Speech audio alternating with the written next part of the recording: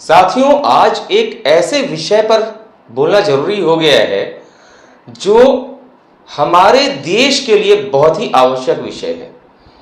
दरअसल हमारा देश का कई राज्य ऐसा है जो तरह तरह की परेशानियों से जूझ रहा है।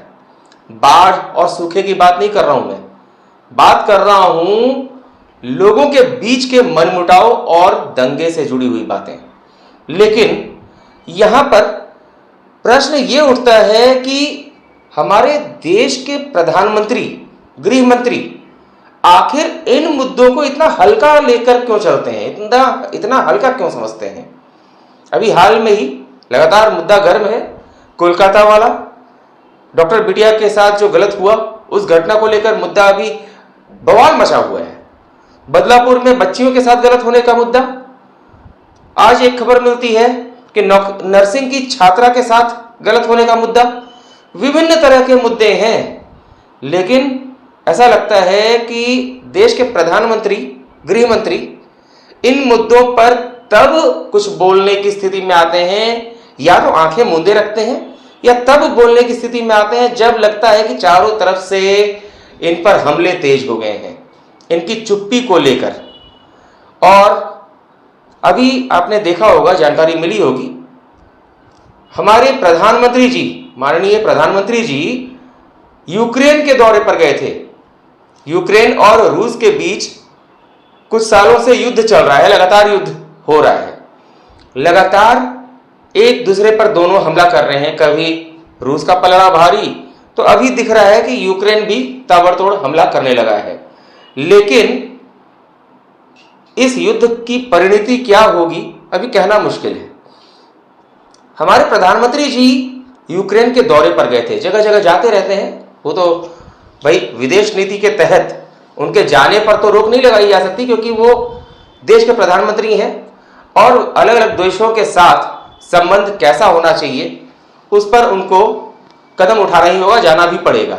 लेकिन एक बात समझ नहीं आई, यूक्रेन युद्ध से गुजर रहा है और हमारे प्रधानमंत्री जी हमारे ही देश में, ध्यान होगा ना आपको, पूर्वोत्तर का राज्य है मणिपुर। मणिपुर में क्या हालत हुई थी, कितनी भयंकर हिंसा की आग में जल रहा था मणिपुर। लेकिन उस समय तो प्रधानमंत्री जी, गृह मंत्री जी, उन लोगों की जुबान नहीं खुल रही थी मणिपुर को लेकर। आखिर क्या ऐसा मामला था, ऐसी कौन सी बात थी जो उन्हें बोलने से रोक रहा था? ऐसा क्या विषय था जिसके कारण लंबे समय तक लोग इंतजार करते रहे कि प्रधानमंत्री जी, गृह मंत्री जी मणिपुर के मुद्दे पर बोलेंगे, एक्शन लेंगे, हिंसा रोकने के लिए कदम उठाएंगे। लेकिन लोग बस इंतजार करते रहे। मामले को किस तरीके से संभालना चाहिए, वहां दो समुदाय आपस में लड़ भिड़ रहे थे, उन्हें समझाना चाहिए, इन सब मुद्दों पर चुप्पी बनी रही। आखिर क्यों? क्या प्रधानमंत्री और गृह मंत्री वहां के हालात नहीं देख रहे थे, वहां की स्थिति पर उनकी नजर नहीं थी? क्या खुफिया इनपुट उनको जानकारी नहीं मिल रही थी इस बात की कि वहां क्या स्थिति है? आखिर क्यों उन्होंने मणिपुर के मुद्दे को हल्के में लिया? समुदाय के समुदाय आपस में लड़ मरे, कट मरे, और मणिपुर जलता रहा। यूक्रेन जल रहा है, रूस में आगजनी हो रही है, ये सब दिखाई देता है प्रधानमंत्री जी आपको। लेकिन हमारे ही देश का एक राज्य मणिपुर हिंसा की आग में झुलसता रहा, लेकिन लंबे समय तक आप चुप रहे। आखिर कोई ना कोई कारण तो होगा।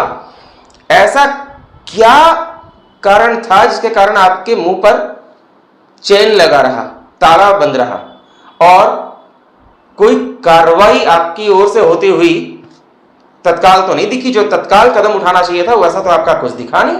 आखिर कौन सी ऐसी बात थी? क्या वहां की हिंसा देखकर आत्मा तृप्त हो रही थी, या कौन सी बात है? या आप लोग मणिपुर को अपने देश का हिस्सा नहीं समझते थे? वास्तविकता क्या है आज जनता जानना चाहती है, क्योंकि जब आपको दूसरे देशों के युद्ध पर आपकी निगाह जाती है, उसके लिए आप वहां पहुंच जाते हैं, मानवीय सहायता देने के लिए पहुंच जाते हैं, समझौता करने पहुंच जाते हैं, लेकिन अपने ही देश के एक राज्य को हिंसा की आग में झुलसता हुआ देखकर भी चुप रहते हैं। काफी समय बीत जाता है, आपके मुंह से आवाज तक नहीं निकलती।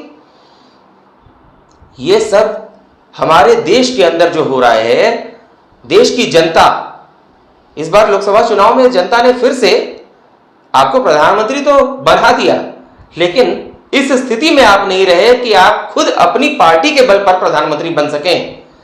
जो आपका नारा था अब की बार 400 पार, उसका क्या हश्र हुआ वो तो आपको भी पता है। अब दूसरी पार्टियों की बैसाखी पर बैठकर प्रधानमंत्री बने हैं आप, गृहमंत्री बने हैं आप, लेकिन मूल विषयों को आपने भुला दिया। मणिपुर हमारे देश का पूर्वोत्तर का एक ऐसा क्षेत्र है जो दूसरे दुश्मन देशों से जिसकी सीमाएं मिलती हैं, और ऐसे राज्य को आपने हिंसा की आग में झुलसने दिया लंबे समय तक। यह बात समझ नहीं आती, हजम नहीं होती। आखिर प्रधानमंत्री जी, प्रश्न तो उठता है, कौन सी ऐसी बात थी जो आपको रोक रही थी कठोर कार्रवाई करने से? हिंसा रोकने से कौन सी बात रोक रही थी आपको? हिंसा किसी के लिए अच्छी नहीं होती, चाहे दूसरे देशों के बीच हिंसा हो, युद्ध हो, या अपने ही देश में युद्ध जैसा माहौल हो, हिंसा हो रही हो, गृह युद्ध जैसा माहौल हो। क्या मणिपुर के लोग आपके अपने नहीं थे जिन्हें मरने के लिए छोड़ दिया गया? उन पर आपके आंसू कहां चले गए, सूख क्यों गए? आखिर क्या बात थी?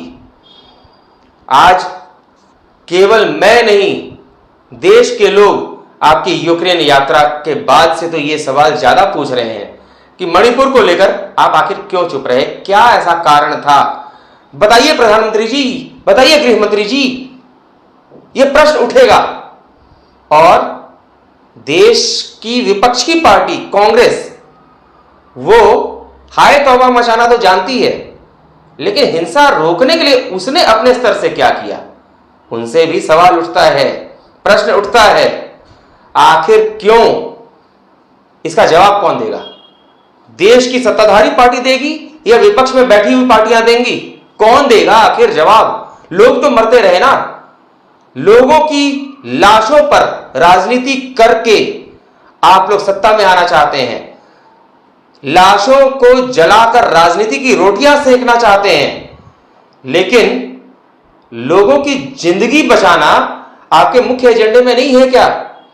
लोगों को मरते हुए देख सकते हैं, लोगों को बचाने के लिए कदम क्यों नहीं उठा सकते?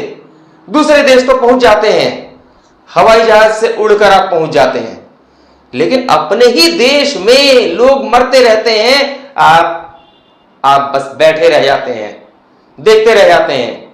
शर्म की बात है। यही जनता है जो आपको या विपक्षी पार्टी के नेताओं को चुनती है, देश में लोकतंत्र कायम करती है, लेकिन शायद आप भूल गए हैं कि शासन का सबसे पहला कर्तव्य यह है कि राज सत्ता के ऊपर समाज सत्ता होनी चाहिए। समाज सत्ता होनी चाहिए। निरंकुश शासन करके आप समाज को कौन सी दिशा देना चाहते हैं? पहले जिन सरकारों ने राज किया और अब जो सरकार राज कर रही है, क्या अंतर है? दोनों तो बस अपनी मनमानी कर रहे हैं निरंकुशता के साथ। आज समय आ चुका है power of the public, for the public and by the public लाने का, यानी देश में समाज सत्ता बिठाने का। राज सत्ता के ऊपर समाज सत्ता और धर्म सत्ता अगर नहीं रही तो निरंकुशता अधिक दिन तक नहीं चल सकती। देश में अराजकता का माहौल पैदा हो रहा है और इसके लिए दोषी आप सब हैं, अपराधी हैं आप लोग, देश की जनता के अपराधी हैं। चाहे सत्ताधारी पार्टी और प्रधानमंत्री और गृह मंत्री आप हो या विपक्षी पार्टी में बैठे हुए नेता हो, आप सब दोषी हैं, अपराधी हैं। आपके ऊपर तो भारतीय दंड विधान के तहत मुकदमा चलाया जाना चाहिए, लेकिन कोई हिम्मत नहीं कर पा रहा। आज भी संभल जाइए और देश की रक्षा करने के लिए, देश की जनता की रक्षा करने के लिए कदम बढ़ाइए। सत्ता वाले हों या विपक्ष में बैठे हुए लोग हों, इस बात को ध्यान रखिए, क्योंकि ये जनता ही समाज है और समाज ही सत्ता देती है या फिर लेती है। देश में जब तक समाज सत्ता कायम नहीं होगा तब तक राज सत्ता का कोई मतलब नहीं है। और राज सत्ता का सुख भोगते भोगते लगता है आप समाज को भूल गए हैं और समाज सत्ता की अवधारणा आपके अंदर से निकल गई है। ध्यान रखिए, यह समाज ही है जो आपको उठा भी सकता है और नीचे गिरा भी सकता है। ध्यान रखिएगा, समाज सत्ता हावी होनी चाहिए, धर्म सत्ता ऊपर होनी चाहिए। राज सत्ता निरंकुश होती जा रही है, यह नहीं चलना चाहिए। अब इस पर रोक लगाना आवश्यक है और समाज सत्ता ही आगे आएगी और इस पर रोक लगाएगी। मणिपुर को भूलिएगा मत, देश में जहां जहां हिंसा हो रही है उसको भूलिएगा मत। यही जनता आपको आपका चेहरा दिखाएगी, आपको आपका आईना दिखाएगी। नमस्कार।